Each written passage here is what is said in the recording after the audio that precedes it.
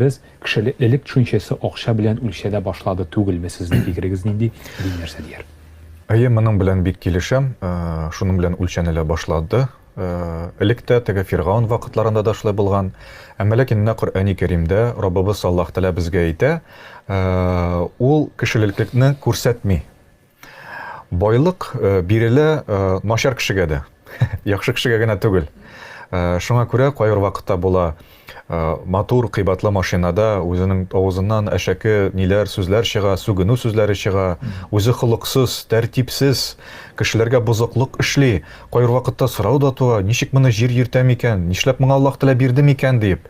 Шуңа күрә Аллаһ Тәала Коръәни Кәримдә безгә әйтә, мин ди байлыкны бирәм ди, алай карап түгел ди.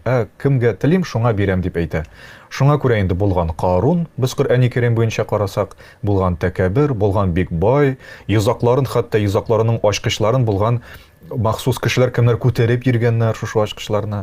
Фиргаунны бит инде беләбез, ул әйтә торган булган, менә мин бай, менә карагыз, минем бөтен әйберем бар, мин илаһ дип тә әйтә торган булган үзен.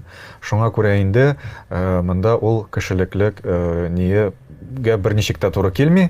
Шуңа күрә байлык ул әйберне күрсәтми.